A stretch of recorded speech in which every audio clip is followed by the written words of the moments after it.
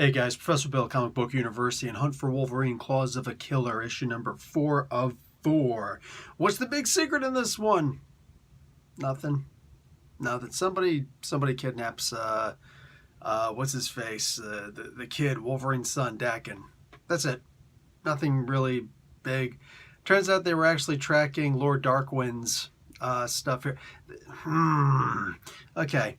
Sabretooth acts like a really big, tough guy, but he isn't really that tough. And he almost gets killed if not for Lady Deathstrike saving his life, even after she lost one of her hands. And then Sabretooth says, "Yeah, man, it's a good thing you came and saved me, otherwise I'd have had to kill you too." So then they decide to blow up the entire area because, well, they're already infected anyway. And then somehow they freaking survive. They resounded that they were going to die. And there was a big explosion, green light everywhere. They didn't die. Why didn't they die? There's no explanation given. Okay, so really quick, let me just get out of the way. Mariko Tamaki wrote this thing. Pencils, George Juice, and Mac Chatter. It was all right art. It was for all intents and purposes, it was pretty good art. The story just brought it down so much, it's hard to be fair with the art. Inkers Cam Smith and Mac Chatter, and Jordan Boyd does the colors. VC's Joe Sabino does the lettering. Giuseppe Camuncoli and Robert Poggi and Carlos Lopez does the cover art. I don't know why Jeff Shaw and Federico Blee decided to do a variant art, because what's the point for this comic book? But whatever. This made nothing in this comic book really made a whole lot of sense. And in fact, if you're not a long-time X-Men fan, or in this case a Daredevil fan, you're not going to have any idea who her father is, who Lady Deathstrike's father is. He's this dude named Lord Deathstrike, basically. I'm going to fill in what the comic book didn't. And he developed the process for bonding adamantium to a human skeleton. Later on, his plans were stolen and eventually got to the Weapon X program, and they wound up starting to use it on Wolverine. And like, okay, we just need to find mutants who can heal, because, you know, the notes here, according to Lord Darkwind, were to give an herbal treatment to the people, you know, who got this procedure.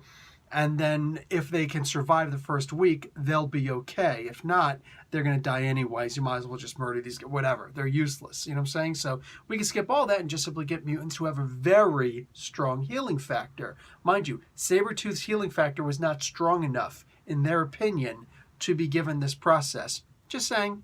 Just saying. He wound up getting it later on because of Apocalypse, who, he'll do whatever he wants to do.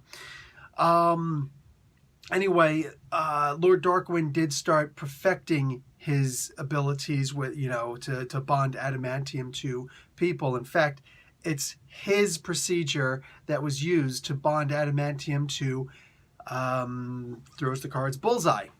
Yeah, Lester, Bullseye. So Bullseye owes his skeleton to, and he never paid him back. He was supposed to kill a couple people. He's like, sure, I'll kill a couple of you for you if you pay me. You were paralyzed. Your spine was broken, and now I just hooked you up. Screw you. I want to get paid.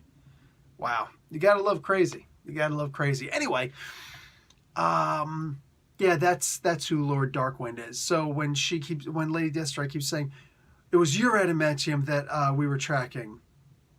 Yeah. Okay. Cool. Thanks for telling us that. Oh, he always keeps his face covered because he was one of the kamikaze bombers during World War II, and he jacked up his face because his explosives weren't rigged properly. There was a malfunction, so he wound up being taken prisoner, and his face was scarred up, and he used that as a thing, and he branded his kids' faces that way too. So, yeah. Wow, I can't believe I have to do an explained in a minute for this guy, because nothing was explained in this book. There was nothing explained in this book, including how they freaking survived this. None of it makes sense. So, okay, yeah, this was my least favorite of the books, and as rude as this is going to sound, this was a completely pointless book. All of this nonsense just so that eventually you'd come to find out that Dakin has been captured, and he's apparently been captured by these people who maybe they're going to bond adamantium to Dakin's skin. Who cares? Who cares? To his skin, his bones, whatever. Who cares? Maybe it'll be like Cypher. Anyway, that's the story, guys. I'm bored. Professor Bill, Comic Book University. Class dismissed.